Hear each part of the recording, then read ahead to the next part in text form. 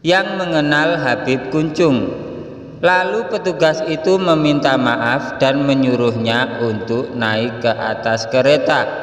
Anehnya, mesin kereta menyala dan akhirnya bisa berjalan.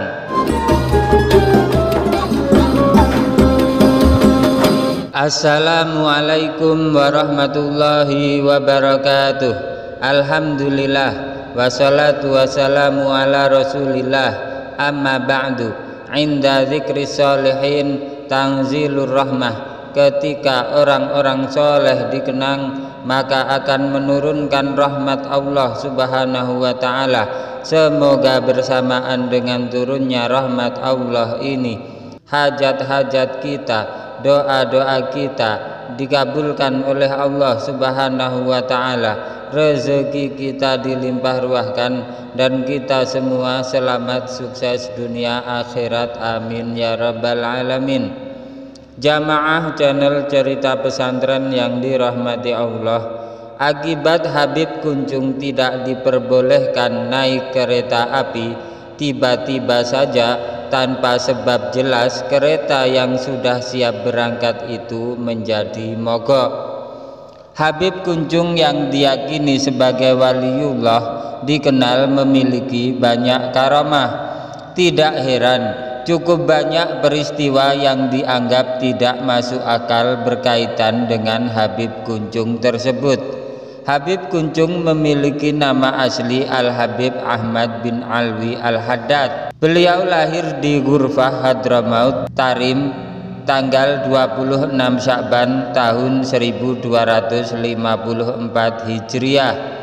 Pada masa kecil beliau, Habib Kuncung belajar kepada Al-Habib Ali bin Husain Al-Haddad yang tidak lain adalah ayahnya sendiri. Setelah remaja, Habib Kuncung mengembara dan mulai berdagang ke wilayah Asia Tenggara.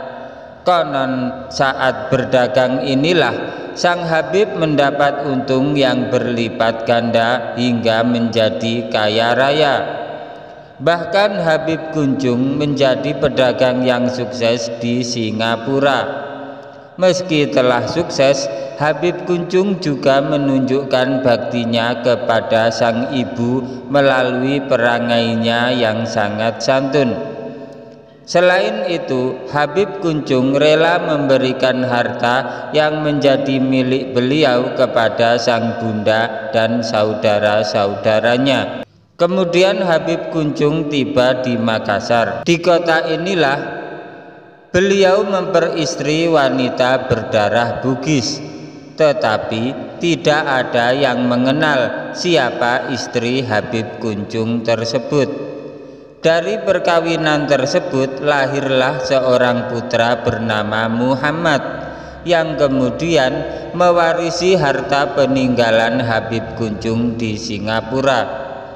Tetapi sangat disayangkan, Habib Muhammad kemudian meninggal dunia sehingga terputuslah garis keturunan Habib Kuncung.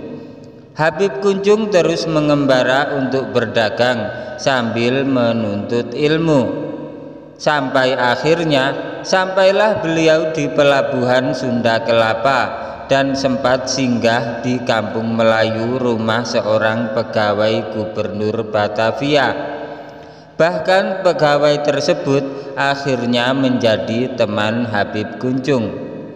Di Jakarta, Habib Kuncung terus memperdalam ilmu beliau dengan belajar kepada para ulama dan habaib.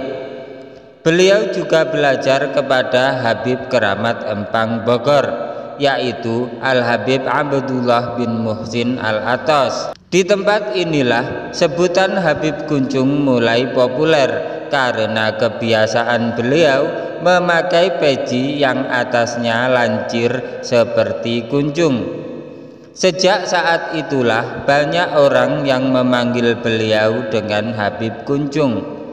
Cerita tentang karomah Habib Kuncung, suatu hari beliau hendak naik kereta api ke Bogor, tetapi salah satu petugas yang pada waktu itu Indonesia masih dijajah oleh Belanda melarang beliau untuk naik kereta. Petugas menganggap pakaian yang dikenakan Habib Kunjung lusuh atau tidak selayaknya orang hendak bepergian.